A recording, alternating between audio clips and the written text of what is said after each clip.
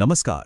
चलिए आज भारत के इतिहास की उस किताब को खोलते हैं जिसका पहला पन्ना स्याही से नहीं बल्कि पत्थरों से लिखा गया है।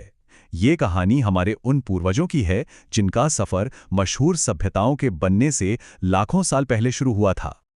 देखिए, अक्सर जब भी भारतीय इतिहास का जिक्र होता है तो हमारी कहानी शुरू होती है सिंधु घाटी सभ्यता से, है ना? पर क्या सच में सब कुछ वहीं से शुरू हुआ या फिर इससे भी लाखों साल पुरानी कोई अनकही दास्तान है?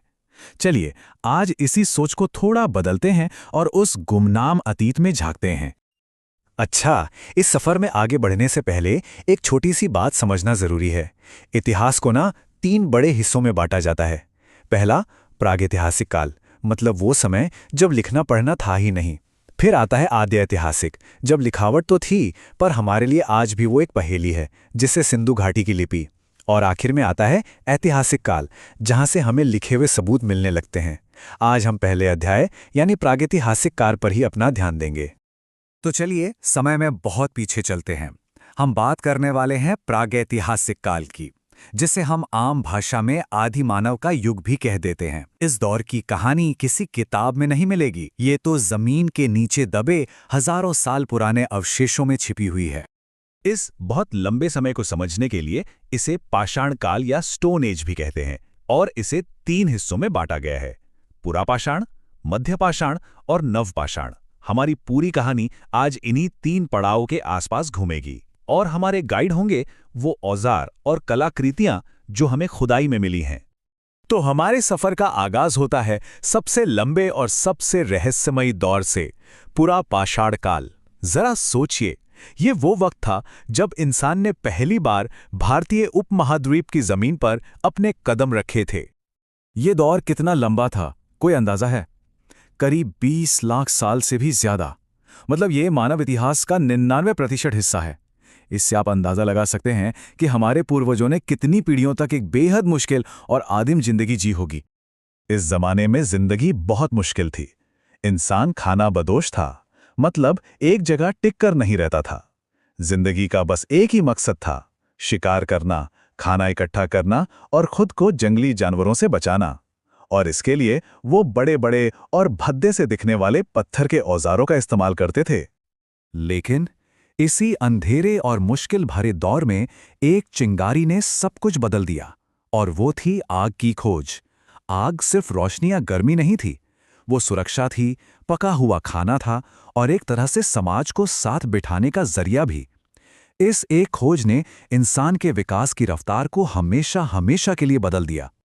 सिर्फ शिकार और पेट भरने के अलावा भी उस दौर के इंसान ने कला में दिलचस्पी दिखाई। इसका सबसे बड़ा सबूत है मध्य प्रदेश की भीमबेटका गुफाओं में मिली चित्रकारी। इन गुफाओं की दीवारों पर शिकार के नज़ारे बनाए गए हैं, जो ये दिखाते हैं कि हजारों साल पहले भी इंसान अपनी कहानी कहना चाहता था। तो पुरापाषाण काल से आगे बढ़कर अब हम आते हैं मध्यपाषाण काल में। ये युग पुराने और नए तरीकों के बीच एक पुल जैसा था, एक ऐसा दौर जहां बड़े बड़े बदलावों की नींव रखी जा रही थी। इस दौर में 2 बहुत बड़े सुधार हुए। पहला, इंसान ने जानवरों को पालतू बनाना शुरू किया और कुत्ता इंसान का सबसे पहला साथी बना। और दूसरा, औजार बनाने की तकनीक में एक क्रांति आ गई। अब वो बड़े भद्दे पत्थर की जगह ले ली थी इन छोटे, तेज और नुकीले औजारों ने, जिन्हें माइक्रोलिथ कहते हैं। ये सिर्फ पत्थर के टुकड़े नहीं थे, ये तीर की नोक थे, चाकू की धार थे। इनसे शिकार करना ज्यादा आसान और असरदार हो गया और जिंदगी थोड़ी बेहतर हो गई। और अब हम पहुंचते हैं उस युग में जिसने इंसान की जिंदगी की दिशा ही बदल दी, नवपाषाण काल। ये एक नई सुबह थी, एक सच्ची क्रांति का समय था। इस दौर की सबसे बड़ी खोज थी खेती। इंसानों ने पहली बार जौ और गेहूं जैसी फसलें उगाना सीख लिया था, और खेती का मतलब था कि अब खाने की तलाश में भटकने की कोई जरूरत नहीं थी। इसी की वजह से इंसान ने पहली बार एक जगह टिक कर घर बनाए और गांव बसाकर रहना शुरू किया। और इसी क्रांतिकारी दौर में एक और जबरदस्त आविष्कार हुआ, पहिया। पहिए ने ट्रांसपोर्ट और मिट्टी के बर्तन बनाने की कला को जन्म दिया, जिससे समाज और भी तेजी से आगे बढ़ने लगा। तो ये बदलाव कितना बड़ा था, इसे ऐसे समझिए। पुरापाषाण काल का इंसान प्रकृति के पीछे भागता था, खाने के लिए भटकता था। वहीं नवपाषाण काल का इंसान प्रकृति को अपने साथ ले आया, वो अब एक किसान था जो एक ही जगह रहकर अपने और अपने समाज के भविष्य की नींव रख रहा था। अब ये पूरी कहानी सिर्फ कोई कल्पना नहीं है। हमारे पुरातत्वविदों ने भारत के कोने-कोने में ऐसी जगहें ढूंढी हैं जो इस शानदार अतीत की गवाही देती हैं। चलिए कुछ खास जगहों पर एक नज़र डालते हैं। हमारी पहली मंजिल है मेहरगढ़, जो आज के पाकिस्तान के बलूचिस्तान प्रांत में है। ये जगह बेहद खास है क्योंकि यहीं से हमें भारतीय उपमहाद्वीप में खेती के सबसे पुराने सबूत मिलते हैं। यहाँ मिले गेहूं और जौ के दाने इस बात का पक्का सबूत है कि नवपाषाण क्रांति की पहली चिंगारी यहीं भड़की थी। अब उत्तर की तरफ चलते हैं, कश्मीर की खूबसूरत वादियों में बसे बुर्ज होम।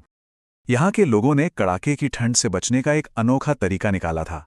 वो जमीन के नीचे गड्ढे बनाकर घरों में रहते थे, जिन्हें गर्त आवास कहते हैं। पर सबसे दिल छू लेने वाली खोज थी इंसानों की कब्रों में उनके पालतू कुत्तों का मिलना। ये हजारों साल पुराने उस गहरे रिश्ते की कहानी कहता है जो आज भी कायम है। हमारी आखिरी पुरातात्विक मंजिल है उत्तर प्रदेश में मौजूद कोल्डिओवा। इस जगह की अहमियत सिर्फ भारत के लिए नहीं बल्कि पूरी दुनिया के लिए है। क्यों? क्योंकि यहीं पर दुनिया में चावल की खेती के सबसे पुराने सबूत मिले हैं। ये खोज बताती है कि आज दुनिया की आधी आबादी का पेट भरने वाले इस अनाज की कहानी यहीं से शुरू हुई थी। तो आग की खोज से लेके खेती की शुरुआत तक ये लाखों सालों का एक लंबा सफर था, जिसने हमें वो बनाया जो हम आज हैं। इन शुरुआती खोजों ने हमारी दुनिया की नींव रखी, और ये बात सोचने पर मजबूर करती है कि भविष्य में ऐसा कौन सा आविष्कार होगा जो मानव इतिहास को एक नया मोड़ देगा।